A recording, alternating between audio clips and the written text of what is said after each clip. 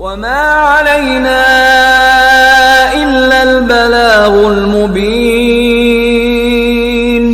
ہماری ذمہ داری تو بس صاف صاف پیغام پہنچا دینا ہے. صدق اللہ العلی العظیم. السلام علیکم ورحمۃ اللہ وبرکاتہ. آپ کے پسندیدہ علمی، ثقافتی اور سماجی چینل کی نورانی محفل میں آپ کا استقبال ہے. اہلا و سہلا مرحبا. معزز شائقین و شائقات سچا پیغام، پچھلی مجلس میں موتا کی تدفین میں ہونے والی تاخیر پر مختلف احادیث کی روح سے مسئلہ سمجھایا گیا تھا اور اس پر تنبیہ کی گئی تھی. اب اس مجلس میں اس تاخیر کا سبب بننے والے ایک فضول رواج کے متعلق عرض کرنا ہے. وہ غیر ضروری اور فضول عمل ہے میت کی رونمائی، جو دو جگہ دو بار کرائی جاتی ہے، جس کی وجہ سے تدفین میں کافی دیر لگ جاتی ہے. ہوتا یہ ہے کہ میت کی تجہیز و تکفین کے بعد موتا کے مکان میں آئے ہوئے اور گھر کے باہر کھڑے ہوئے رشتہ دار، غیر رشتہ دار سارے لوگوں کو بلا کر میت کا چہرہ دکھایا جاتا ہے. جہاں تک میت کے گھر والوں کی اور خاص قریبی رشتہ داروں کے دیکھنے کی بات کا تعلق ہے، جو چند گنے چنے لوگ ہوتے ہیں، اس کی شریعت میں گنجائش ہے. مگر ہر ایرے غیرے کو پوچھ کر کہ آپ دیکھے ہیں یا نہیں اور بلا کر دکھانا شریعت میں سخت ناپسندیدہ بات ہے. پھر جب جنازہ مسجد میں لے جایا جاتا ہے تو وہاں بھی رونمائی کرائی جاتی ہے. اس کو آخری دیدار کہا جاتا ہے.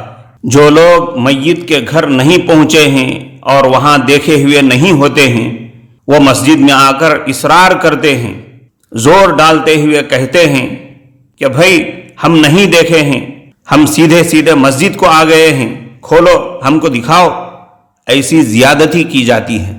میت کو دیکھنے اور دکھانے کے اس اہتمام سے، اس رواج سے معلوم ہوتا ہے کہ لوگوں نے میت کا چہرہ دیکھنے کو بھی کوئی ثواب کا کام سمجھ لیا ہے.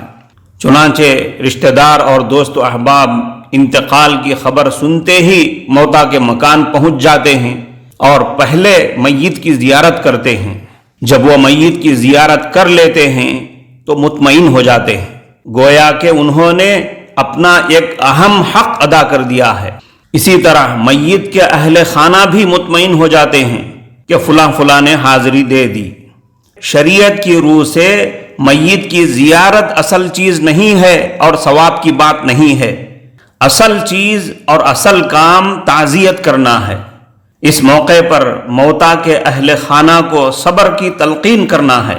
انتقال کی خبر سن کر، وفات کی اطلاع پا کر جب ہم تعزیت کے لیے موتا کے گھر پہنچے، میت سامنے رکھی ہوئی ہے، تعزیت سے پہلے یا بعد میں ایک نظر دیکھ لیے کوئی حرج نہیں ہے. لیکن یہ سمجھنا کہ میت کو دیکھنا، میت کی زیارت کرنا ہی اصل کام ہے اور آخری کام ہے اور یہی کافی ہے، یہ غلط بات ہے.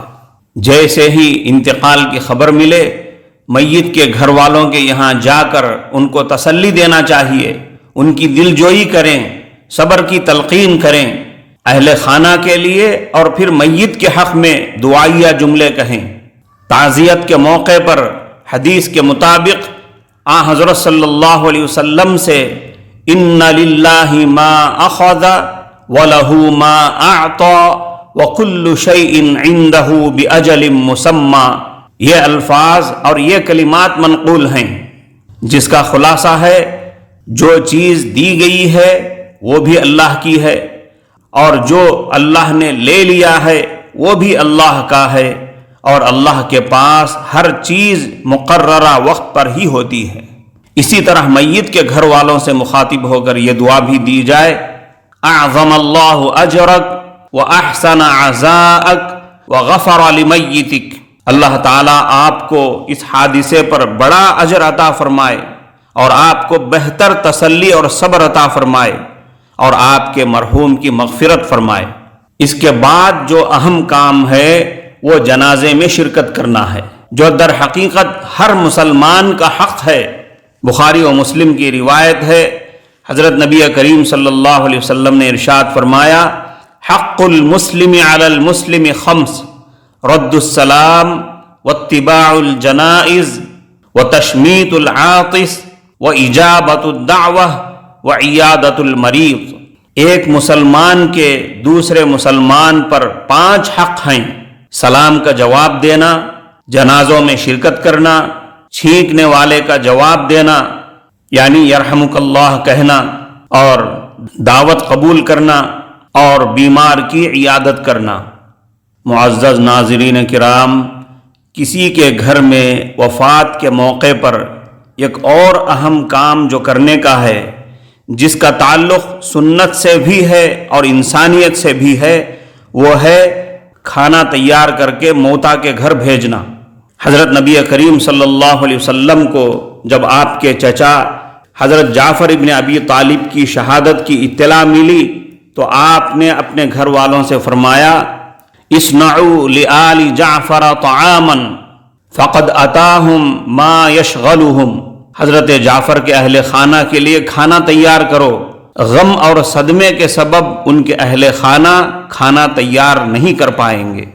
کسی کی وفات پر جو اصل کام کرنے کے ہیں، جو اصل سنت ہیں، ان کو تو ہم نے بھلا دیا، اور جو میت کو دیکھنے دکھانے کا دین و شریعت میں کوئی حکم نہیں، اس کی کوئی فضیلت نہیں ہے، اس پر کوئی ثواب کا وعدہ نہیں ہے، اسی کو ہم نے اصل اور ضروری کام سمجھ لیا ہے، جس کی وجہ سے موتا کی تدفین میں کافی دیر لگ جاتی ہے، جس سے حدیث میں منع کیا گیا ہے۔